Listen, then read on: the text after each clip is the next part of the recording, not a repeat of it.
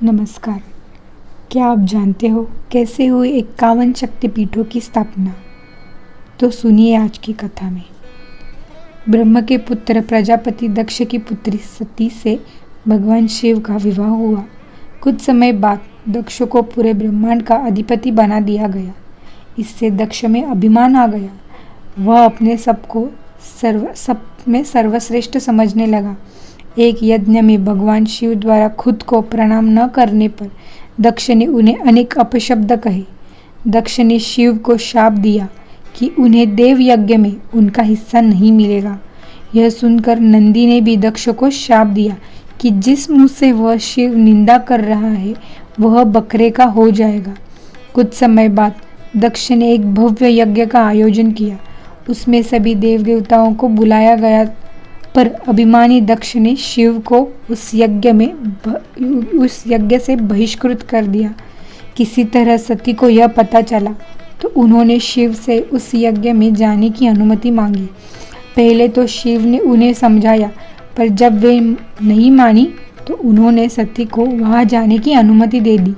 सती अपने पिता की घर पहुंची तो दक्ष ने उनसे आंखें फेर ली। सती यज्ञ में शिव का भाग न देखकर रुष्ट हो गई और सभी को बुरा भला कहने लगी। यह सुनकर दक्ष ने भी शिव निंदा प्रारंभ कर दी। यह सुनकर सती को बड़ा दुख हुआ और उन्होंने योगाग्नि से अपने शरीर को भस्म कर दिया।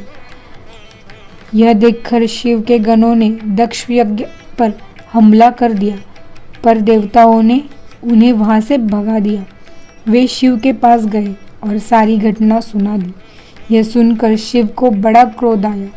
उन्होंने अपनी एक जट को उखाड़कर जमीन पर मारा, जिससे वीरभद्र और महाकाली प्रकट हुए।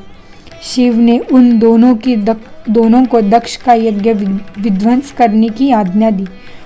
उन्होंने पल भर में ही दक्ष का यज्ञ विध्वंस कर डाला और वीरभद्र ने दक्ष का सिर काटकर उसे यज्ञ कुंड में फेंक दिया। यह देखकर देवताओं में हड़कंप मच गया और उन्होंने शिव स्तुति प्रारंभ कर दी।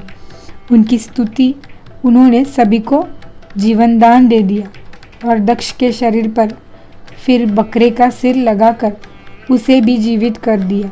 बाद में शिव की अनुमति से दक्ष ने अपना पूरा यज्ञ किया। अपनी प्रिय पत्नी के शव को लेकर शिव पूरे ब्रह्मांड में घूमने लगे। उनके प्रताप से सारी सृष्टि जलने लगी। तब विष्णु ने अपने सुदर्शन चक्र से सती के शरीर के 51 टुकड़े कर दिए। ये टुकड़े जहाँ जहाँ गिरे वहाँ शक्तिपीठों की स्थापना हुई।